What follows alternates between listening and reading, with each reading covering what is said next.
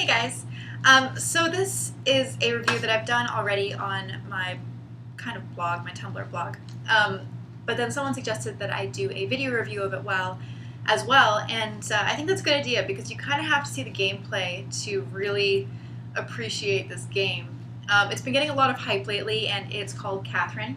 I have the Xbox 360 version. The casing for the PS3 version actually looks different. And it's been getting rave reviews from everybody from IGN to 1UP to, pretty much every other gaming website. But a lot of people think it's really weird, which it is, and they don't really understand why it's been getting these reviews. Since it's just like a puzzle strategy game. But it is a lot more than that, and I was really pleasantly surprised to find out that it was. So Catherine basically tells a story of this poor guy named Vincent. He's 32. He's been in a very long-term relationship with his girlfriend who honestly drives me nuts. Like, I cannot stand her in the game. I have almost tried to be mean to her just because I don't like her in the game and want to see what happens if you choose a rude answer for Vincent to give her. But I'll get into that after. She's really irritating. She constantly nags him about everything, for why he's out with his friends to why did he buy a new computer? It's just everything he nags at her about. And now she's pushing him or suggesting that she wants to get married. So Vincent is confused. And he accidentally has a one-night stand with another girl named Catherine. So his mistress is Catherine, and his girlfriend is Catherine. Very confusing. Just a K and a C, that's the difference.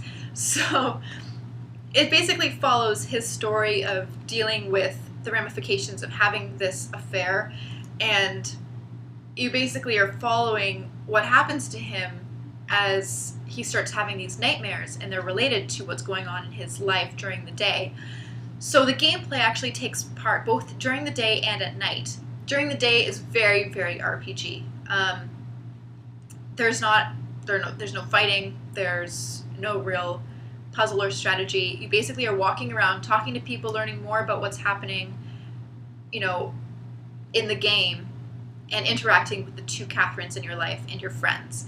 So it's really cool. It can get a little bit monotonous sometimes, I find, because you end up at the bar every time you finish a level, one of the actual gameplay nightmare levels. And you basically are walking around drinking.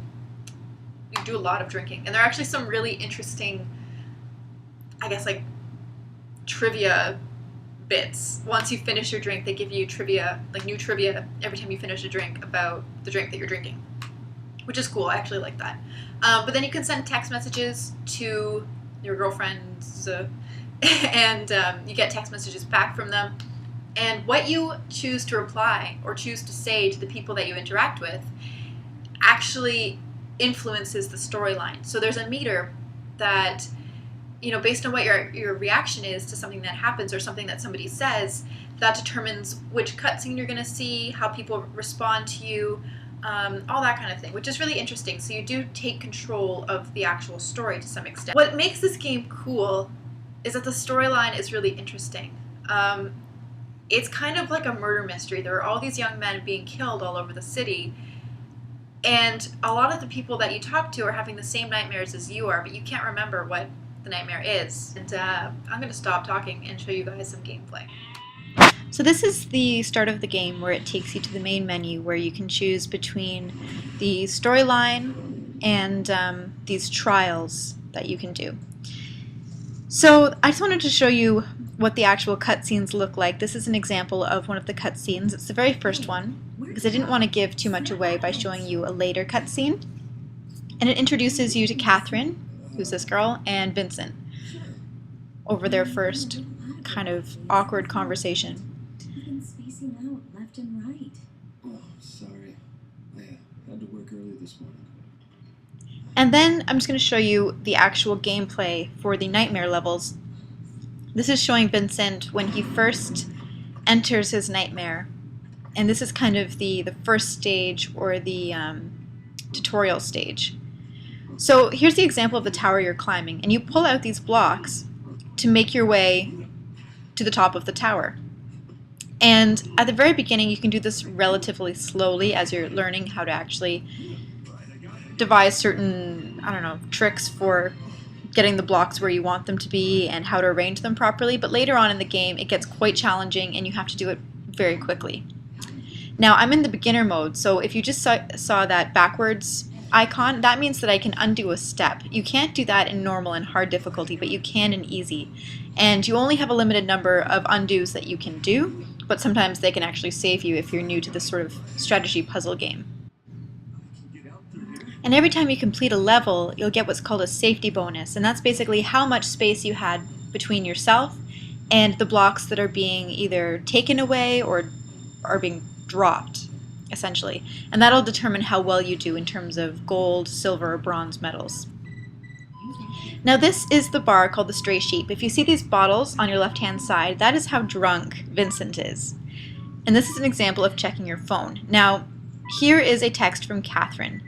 You can respond however you like. I chose to respond relatively nastily because I thought this was a pretty funny text message back.